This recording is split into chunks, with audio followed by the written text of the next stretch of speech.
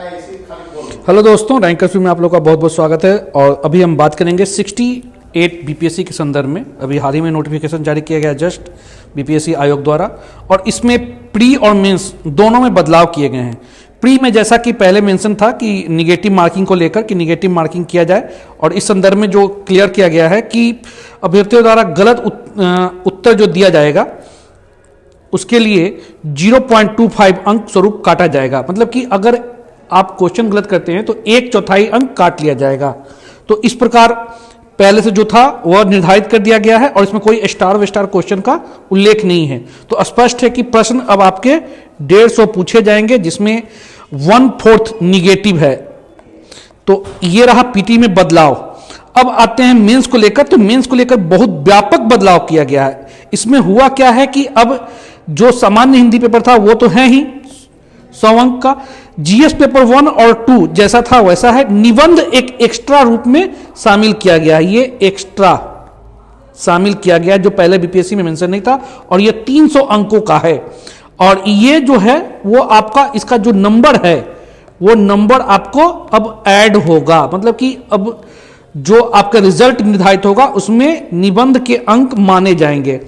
इसके अलावा एक और जो व्यापक परिवर्तन कहा गया है कि वैकल्पिक विषय जो पहले आपको डिस्क्रिप्टिव होता था अब एमसीक्यू के रूप में पूछा जाएगा, और जो अंक होंगे ये 100 अंक के। तो अनुमान किया जा रहा है कि इसमें 100 क्वेश्चन पूछे जाएंगे, और ये 100 अंक का होंगे जो आपका क्वालिफाइंग नेचर का है। ये लिखा हुआ देखिए साफ मेंशन है कि वैकल्पिक विषय राज्य सरकार द्वारा निर्धारित न्यूनतम प्राप्त करना अनिवार्य होगा, परंतु मेगा निर्धारण के प्रयोजनार्थ इसकी गणना नहीं की जाएगी। मतलब ये क्वालिफाइंग नेचर के पूछे जाएंगे।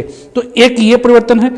और इसके बाद देखते हैं कि जो चीजें जो पहले जैसा मेंशन है वो चीजें हैं, और जो डेट है दोस्तों जो पहले 20 तारीख तक था अब वो बढ़ाकर 30 दिसंबर 2022 तक प्री का डेट भरने का बढ़ाया गया है। तो ये कुछ परिवर्तन किए गए हैं। और सबसे ज्यादा जो प्रभाव डाला है वो वैकल्पिक विषय को लेकर है।